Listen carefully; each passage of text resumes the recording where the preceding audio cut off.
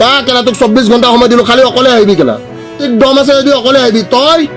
Piyush Hazarika ambulance Ranjit আৰু তোৰ হেমন্ত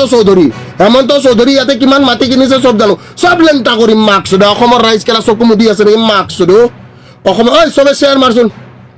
অসমৰ ৰাইজে প্ৰকৃত সত্য জানিব লাগে শ্বেয়াৰ মাৰ হিমন্ত বিশ্ব শৰ্মাক 24 ঘণ্টা সময় দিয়া এগৰাকী সাহসী অসমীয়া যুৱক ভিক্টৰ দাস বৰ্তমান সামাজিক মাধ্যমত চৰ্চিত ভিক্টৰ দাস লগতে তেওঁৰ ফেচবুক পোষ্ট আৰু ফেচবুক লাইভ লংগি টুপি পৰি এগৰাকী ইছলামিক পোছাক পৰিধান কৰি সামাজিক মাধ্যমত ভিডিঅ' পোষ্ট কৰিলে ভিক্টৰ দাসে ইছলাম ধৰ্ম গ্ৰহণ কৰিলে মাকক বচাইছিলে মুছলমান মানুহে লগতে বাপাকো বচাইছিলে মুছলমান মানুহে এনেকুৱা ফেচবুক পোষ্ট কৰিলে ভিক্টৰ দাসে লগতে তেওঁ ইছলাম ধৰ্ম গ্ৰহণ কৰা বুলি নিজে দাবী কৰিছে আসসালামু আলাইকুম ভিক্টৰ খানে গ'ল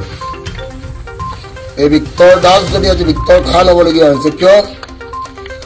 কাৰণ এই বিজেপি চৰকাৰে বাধ্য কৰিছে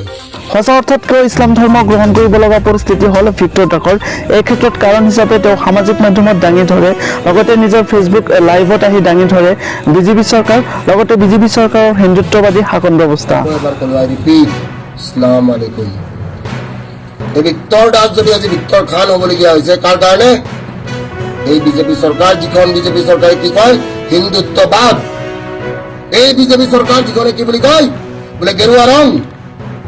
কিন্তু এই বিজেপি চৰকাৰে কি কৰিলে আমাক নোৱা কৰি পেলালে মই টুপি পিন্ধা আপোনালোকে দেখিছে তহঁতৰ হেমন্ত বিশ্ব শৰ্মাই এদিন টুপি পিন্ধিছিলে যেতিয়া ছাত্ৰ আছিলে মোৰ কোনো স্বাৰ্থ নাই আৰু মই পলিটিক্স কেতিয়াও নকৰোঁ क्योंकि सरकार जिसका भी नहीं होगा